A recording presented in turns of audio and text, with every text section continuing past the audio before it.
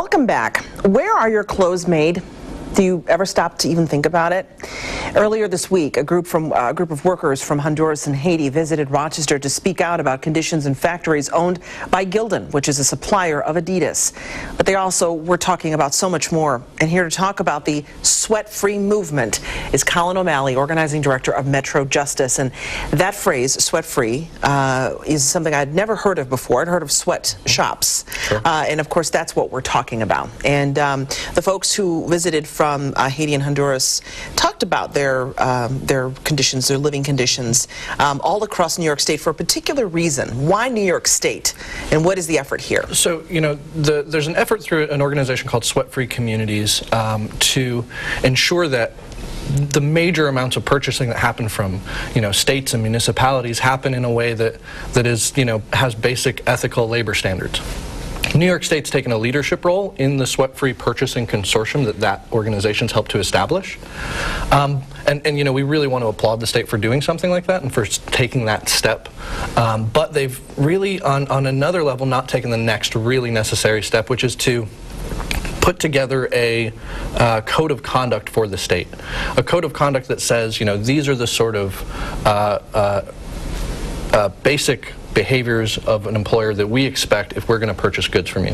When you think about municipalities, governments, basically, local and state, even national, buying products and goods, states don't produce everything that they use on their own. We're talking uniforms for public workers, state police, other workers. Where those items come from matters, doesn't it? And that's what that's what this movement is saying. That's what the people involved in this are saying. And when we talk about sweatshops, I mean, what are we talking about in 2013? What kinds of conditions are we referring to? Is it the same as it was back in the sweatshops that we read about, in the 1900s in New York City, in the garment district, for example? Yeah, I mean, it's really a very similar sort of story. I mean, a lot of people heard about the fires in Bangladesh recently, right? Yes. As unsafe working conditions where hundreds of workers died in fires in factories that were run by Walmart. When you look at the workers coming up from Haiti, Gildan there is refusing to pay a mandatory minimum wage. The worker coming up from Honduras told us about threats to their life for union organizing efforts and trying to improve the conditions that they're facing. That's not unlike the story we had here back in the early 1900s. And it's important to note that that impacts us as well. That's not just a story of what's happening in another part of the world. And this is part of an international race to the bottom on labor standards.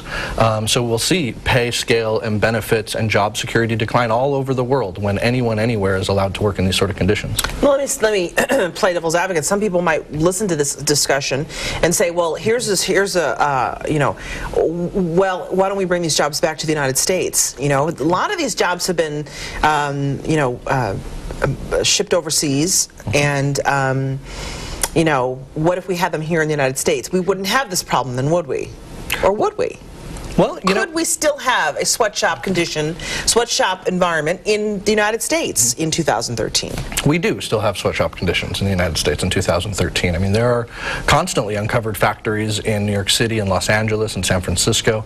There are garment factories, specifically garment factories, discovered all the time that are not following any basic labor standards. Is it the garment industry that is singled out? Are they one of the biggest offenders? Although I've read articles about everyone's favorite smartphone and some of the conditions workers endure there, Foxconn in China? This is something, sweatshop conversations to me are about labor conditions for anyone that works in any situation. I mean, we don't have to look hard in the Rochester area for bad labor conditions. You can drive a half hour south of here and find farm workers working in conditions that a lot of U.S. citizens wouldn't. If we pay attention to those sort of situations, you'll see them all over in all industries. The garment industry is picked out specifically because it moves easily. It can, a garment factory can pick up and move in 2 days' notice, no problem. There's an effort underfoot to change this, to change the environment for those workers in those other countries. But it's not just about those workers. It's about where municipalities, in particular governments, obviously governments buy their goods and their products. And if you'd like to learn more, there are two websites there that you can go to. USAS.org, which is United Students Against Sweatshops, right? And then sweatfree.org. We're going to take a break and come back and discuss more about this sweat-free movement in New York State when we come back.